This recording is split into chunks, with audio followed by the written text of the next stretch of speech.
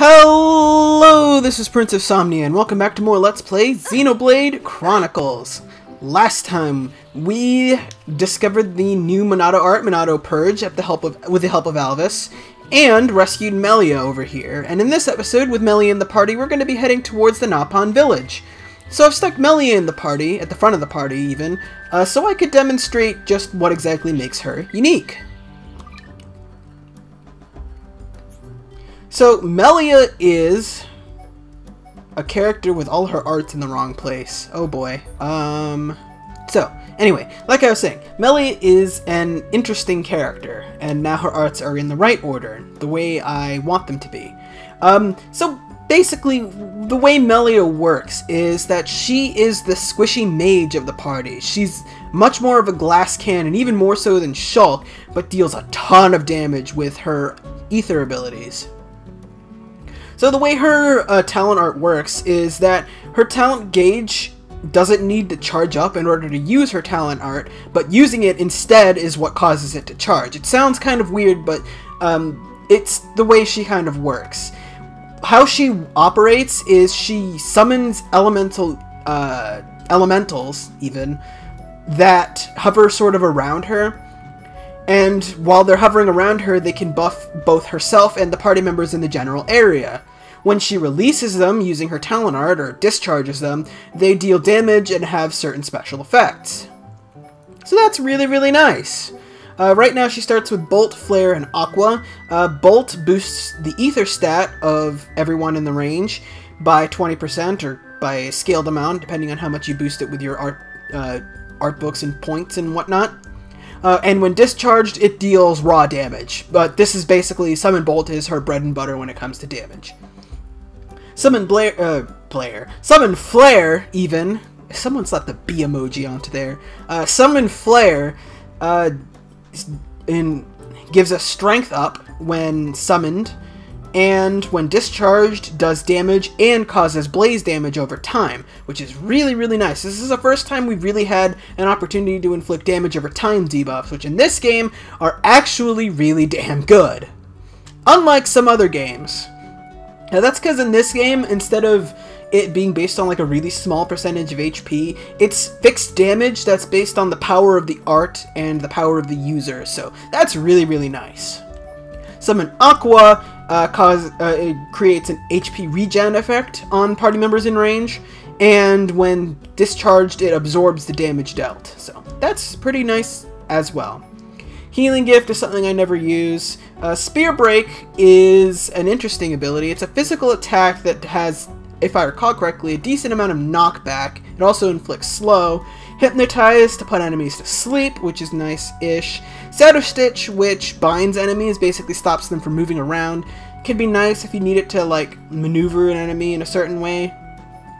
And then we have Burst End, which is an art that has an interesting sort of setup to it.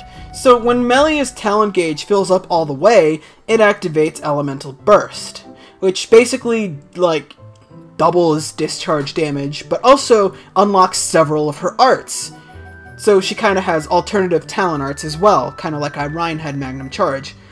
Burst End, only available during Elemental Burst, is a really powerful debuff that hits enemies within range in a circle around the user with a pretty good range to it too.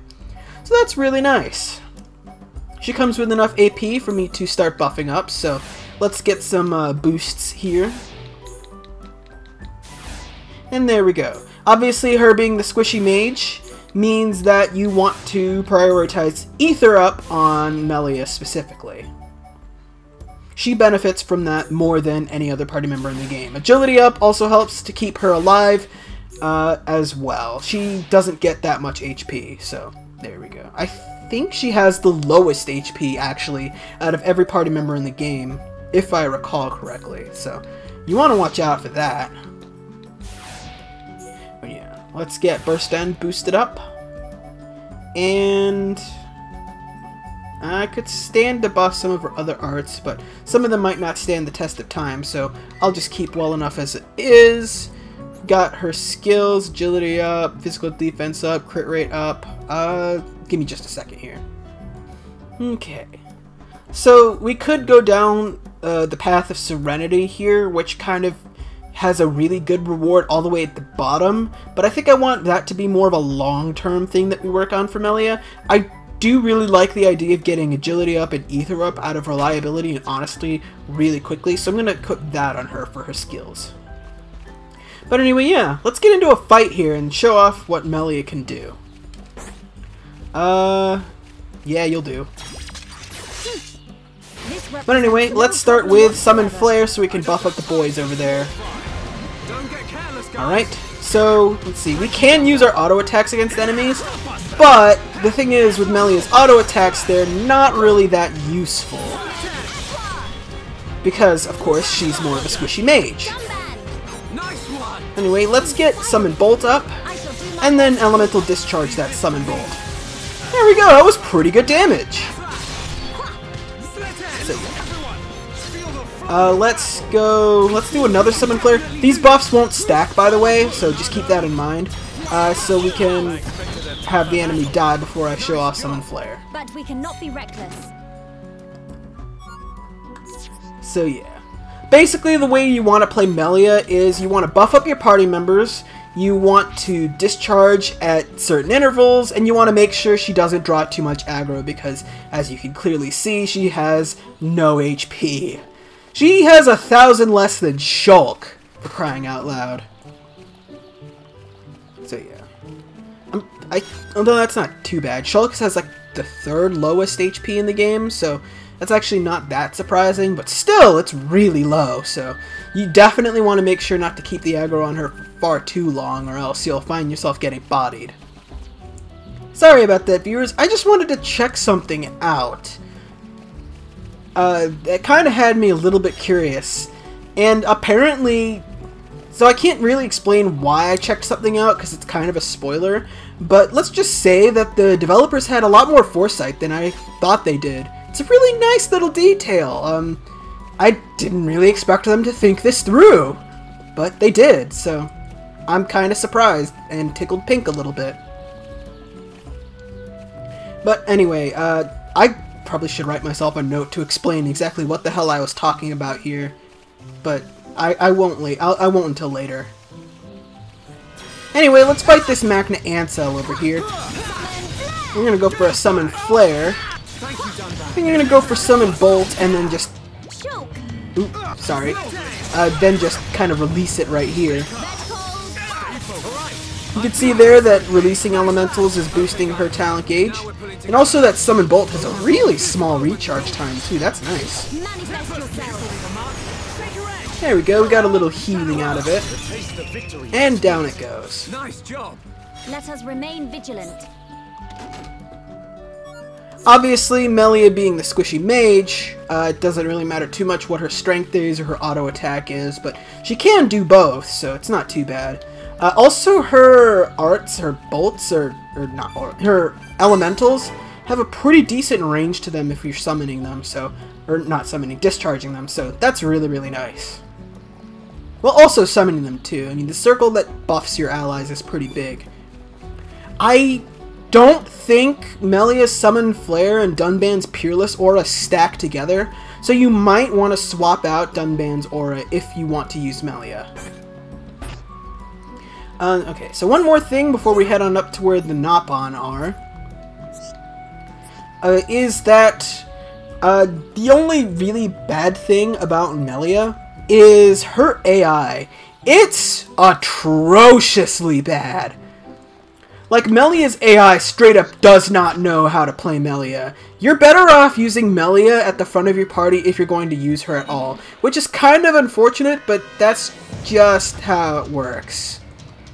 It's even worse than Shulk's, honestly, so yeah, don't bother trying to have her be controlled under the AI, it's just not worth your while. But other than that, honestly, Melia is probably one of my favorite party members to play right alongside Shulk. I use her and Shulk more than any other party member in the game. Maybe Dunban kinda comes close, but yeah, it's a lot of Melia. It also helps that Melia is without a shadow of a doubt best girl, but that's another story. Let's just head on over to where the Nopon live. At the village entrance.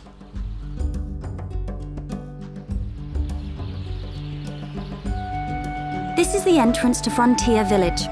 So this big tree is where the Nopon live. Ah, Bird Lady! Welcome back, Bird Lady! I wish to speak with the village chief. Will you permit us to enter? My pleasure, my pleasure! I shall take you to the village chief. Follow me.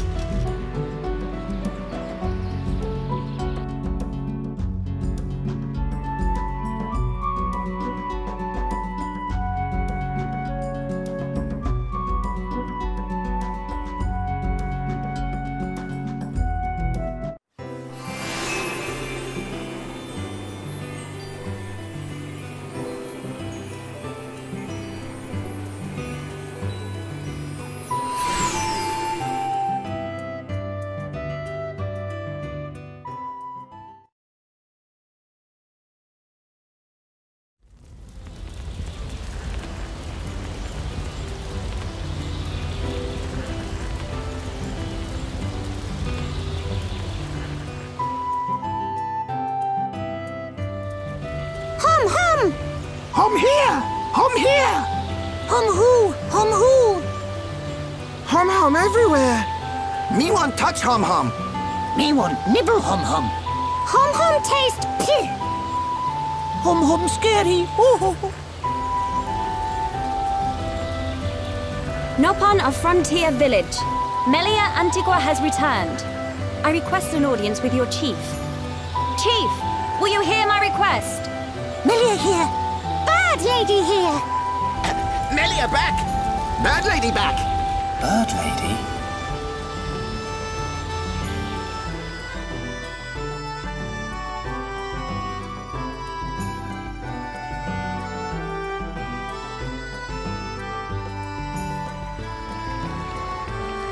My dear Melia, it's good to see you again so soon. And you look so well. And what of your men? They are at one with the Bionis. They sacrificed their lives so that I might escape. But this is not my reason for coming. These Homs need your help. Will you be so kind as to listen to their request?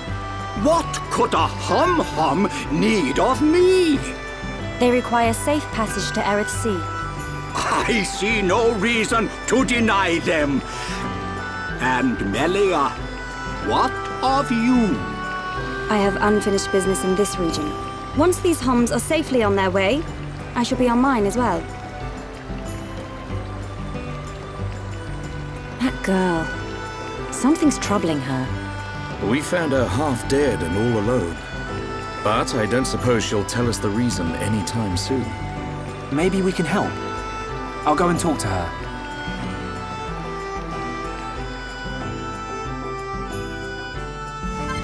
Wait, Melia! No! Come back! I couldn't resist. No, but seriously, I want her to come back because Melia is just too awesome to leave alone. Let's go chase after her and see if we can get her to stay a while and listen. We were probably going to discover a lot of locations on our way up, so yeah.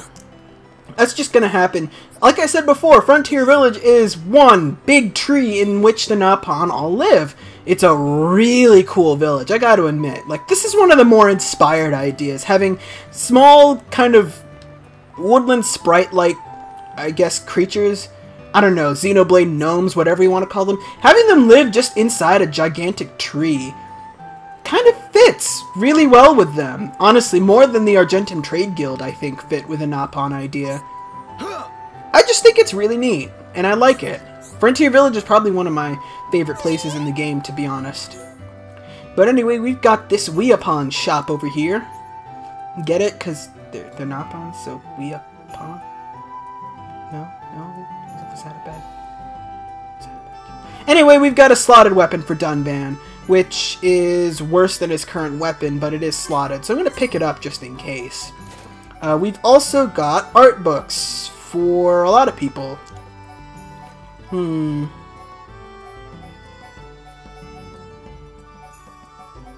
I'll think about that later. Do we have an armor shop around here? I don't think we do. We just have a lot of NPCs that I'll talk to later. Anyway, let's keep making our way up Frontier Village, because we've got a long way to go here at the Orb Storage level. Unlike Magna Forest, by the way, you can area clear Frontier Village, so we'll probably be doing that in the next side quest episode. Let's see. No, that way leads down. Frontier Village can be a little mazy, so don't worry if you get lost, but it's easy enough to navigate once you start getting a lay of the land. It mostly has to do with the fact that Frontier Village is the most vertical area we've had in Xenoblade Chronicles. Also, another thing I think I really like about this area is, despite the fact that the Nopon are so small, so you wouldn't expect their village to be so huge, it's really wide open. Yet another way Xenoblade kind of plays with your expectations on how big certain areas are. I don't know, I just think this place is neat, but I also spend a lot of time in here for side quests, which, as you may notice, there are quite a few that we can do. Ricky's house? Who the hell is this Ricky, and why does he get his own landmark? Certainly this Ricky fellow isn't that important at all.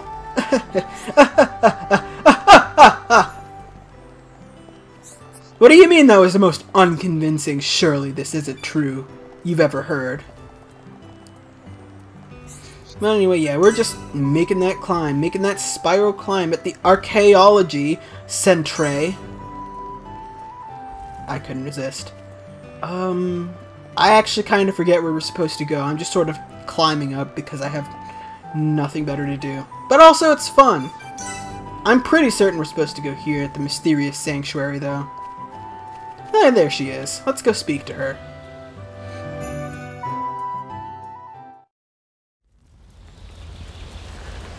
Melia, you're welcome to come with us.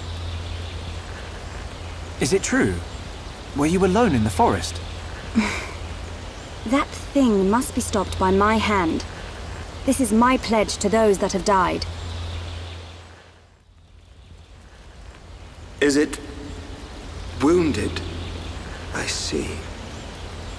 The Telethia is hurt and lies in rest, wounded by a girl. Wounded by a girl? You don't mean you're going to fight the Telethia? How do you know of the Telethia? When I went to collect the ether crystals, some Telethia attacked me. I managed to destroy them and get away. You defeated Telethia? Who are you? The Monado. So that sword can... To tell the truth, they were the Telethia's spawn. Someone told me the primary Telethia is healing somewhere in the forest. It was you, wasn't it? You hurt the Telethia. Melia. The Telethia escaped from our homeland, and I am tasked with killing it. It cannot remain free. For the sake of my people and the Nopon, it must be stopped. Melia, we can help you defeat it if you like. Out of pity? No. Why then? It's just... I want... Speak, Shulk, or I shall be forced to summon the Nopon chief to interpret for me. I would like to help. What could you possibly gain from aiding me? I saw it. At the top of a black tower. You and I were fighting together. Fighting that faced Mechon. I also saw you fighting a huge Telethia. It threw me the first time and all. Forgive me, Shulk, but what are you talking about? Shulk can see visions of the future. See the future? And you expect me to believe this rubbish? Believe what you want, lady. Same as I tell all the non-believers. That'll be me then. Oh, yeah. In any case, the only reason we got this far was because of Shulk's visions. If Shulk says he saw you in a vision, then you must be important to whatever happens next. And if you're tough enough to fight a face Mechon, you're all right in my book. You've got my vote. A lady should not go unaccompanied onto the battlefield. Excuse me? I am quite capable of dispatching the beast alone. I require no assistance of any kind. My dear, I apologize, but I could not help overhearing. Their offer sounds quite reasonable. The danger extends much further than our small dwelling. Makna itself is at risk, and we shall provide you with the finest warrior of our clan. Chief Dunga, No need for thanks. He is the equal, if not better, of the Hom-Hom. You do know we're listening? The chosen Nopon hero will await you below. I shall go ahead and prepare him. Please, excuse me. A Nopon hero? Now this I have to see. Don't be like that. Let's meet him first.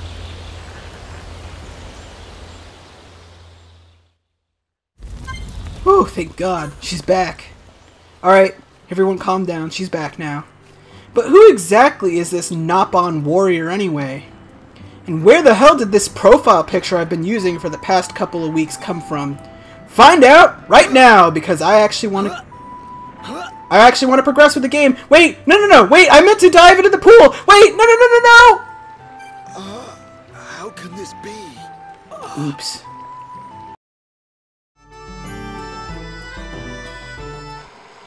May I introduce Heropon Ricky!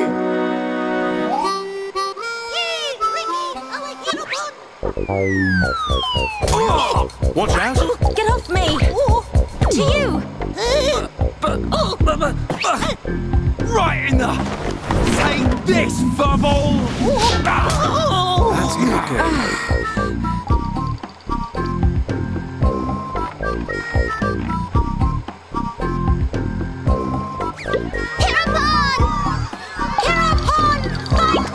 Heropon, chum. Heropon, go forth!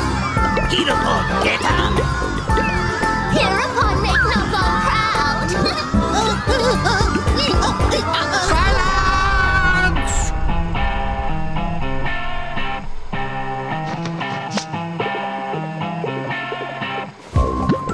I introduce to you this year's legendary Heropon, Ricky!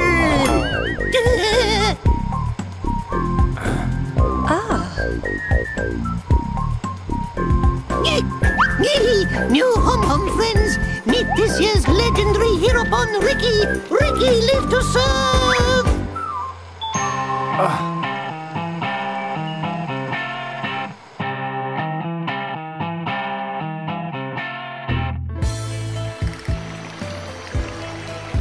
A Heropon, you say? Not sure where you'll come in handy, but the more the merrier. Shulk, are these Telethia as strong as they sound? Yes, they're quick as lightning and can read your mind. A mind-reading giant bird? No problem. I can see their movement through the Monado, but even that's not enough to get the better of them. And we're going up against the daddy version. No one blink for a second. Okay. Eyes wide open. And don't forget that Melia is our only chance of making it to Erith Sea. If anything happens to our guide, it's on our heads. The Telethia is our target, but don't forget about the person standing next to you. Dunban's right. I am in your debt. My weaknesses are all too apparent. No worries, Melia.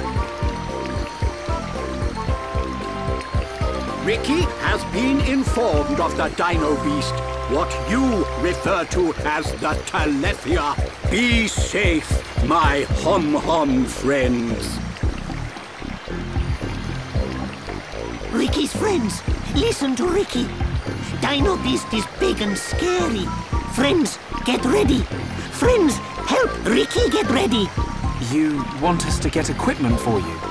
Ricky's friend, right? Hom-Hom clever. Friends meet Ricky when ready. Then, friends and Ricky leave together. Big attitude for a furry footrest. Dino Beast is big and scary. Great. That'll come in handy. Is it just me, or did we suddenly become Nopon mercenaries?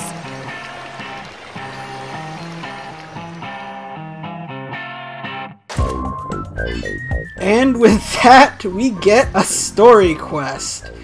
I've been waiting for that cutscene for a while now. I kind of had a big-ass smile on my face waiting for that. Oh, Ricky. Oh, Ricky. So yeah, that was the Ricky that got his own landmark, in case you were curious. So anyway, we just need to speak to the weapon shop and grab ourselves a warrior Gnasher. And I think we can head back down now? I can't skip travel. Great. Well, who needs skip travel when I can just jump travel, I guess.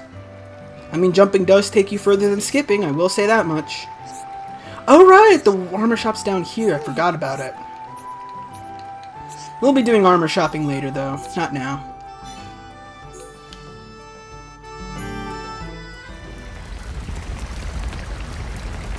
Ready to go!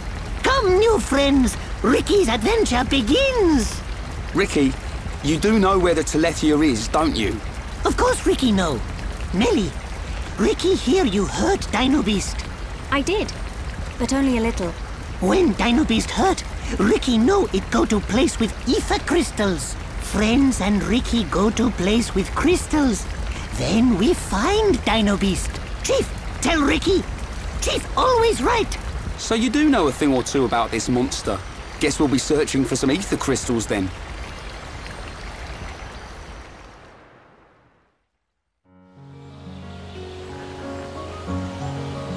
Ricky, why are you the Heropon? Why? Because Chief Dunga choose Ricky. He chose you? So you weren't chosen from birth? Friend wrong. Chief choose by instinct. By instinct? Why friend surprised? Chief have sharp instinct. Chief be village seer. So that's how you became the Heropon. Can't argue with that. But he is kind of compact for a warrior hero. Oh, Ricky owe lots of monies to village. If Ricky defeat Dino Beast, village promise to forget my debts. So Ricky like being Heropon.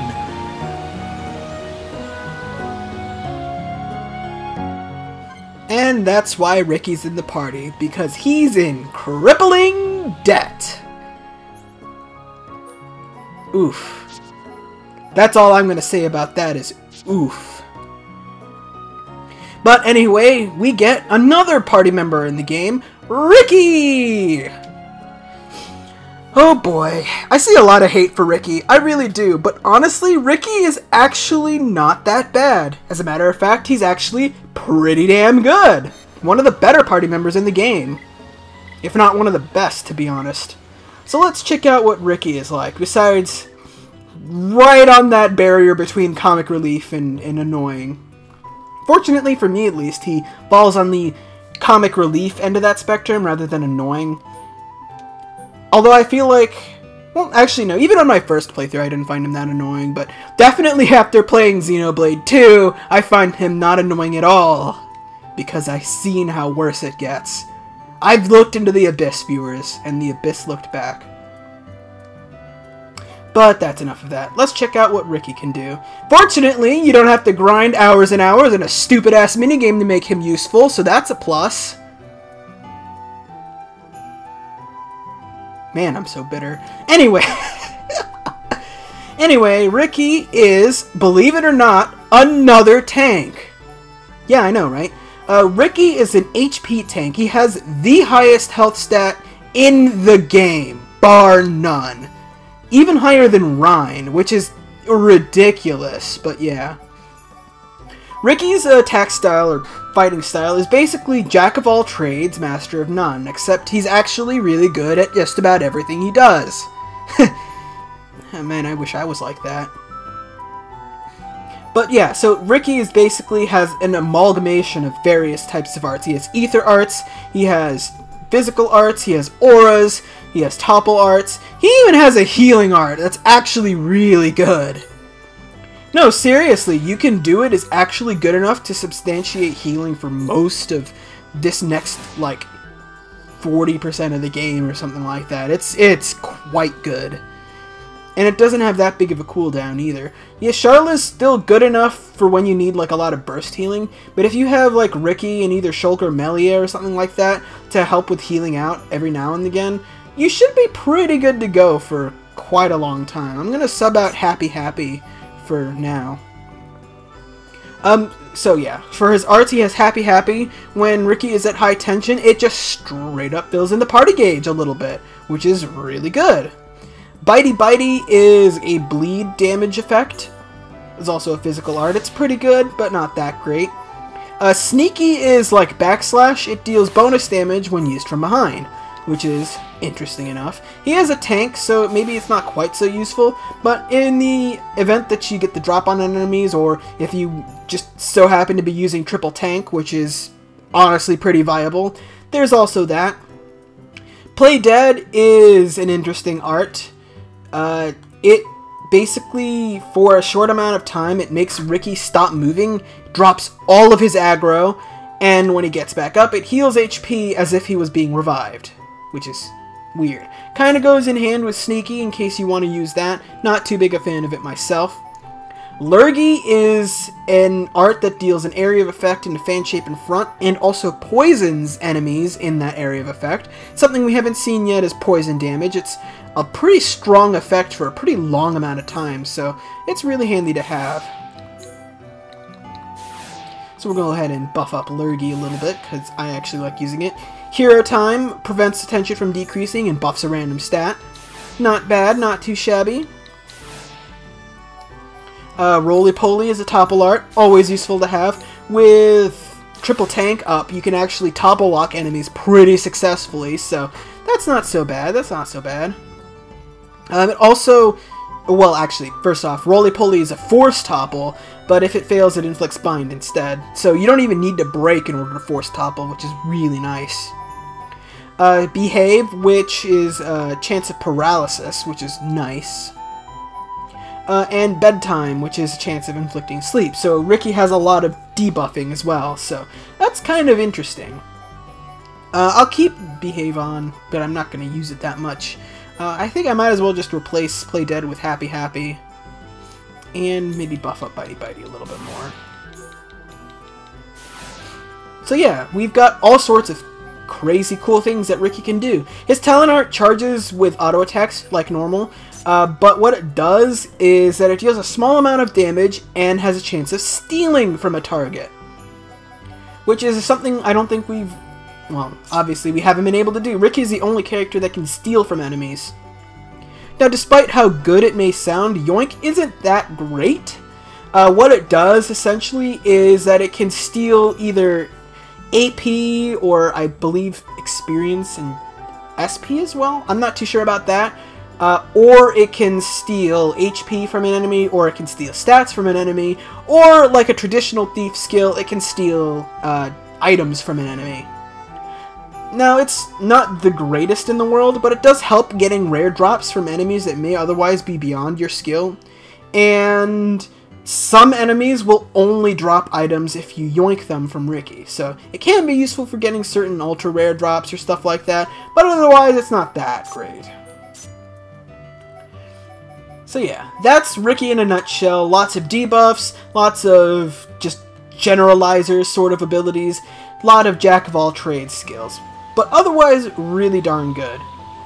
So I'm going to stick Melia, Sharla, and Ricky in the party for now. The reason why I'm using Sharla instead of, say, another tank, even though I just got done saying that Sharla may not be always necessary for this point in the game, is because of a side quest that we'll be doing in the next episode. Paola and Nerine is a side quest that we've had available to us in Colony 9 for a long time, but required 2 female party members in order to complete the quest. So, yeah. That's why I have Sharla and Melanie in the party at the same time, because this is the first time we've had 2 females in the party for the entire game.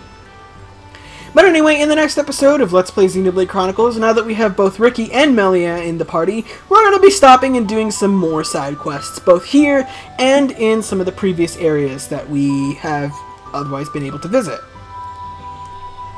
So yeah. The reason why I'm stopping now to take care of side quests is the Telethia is somewhat of a newbie trap boss. It can be quite difficult to deal with if you're otherwise unprepared. So that's why I have Melia around, just to take care of that. Or, well, not Melia around, but that's why I'm stopping to do side quests, just to take care of that. Although, that being said, we're level 35-ish right now, which is honestly good enough to take on the Telethia.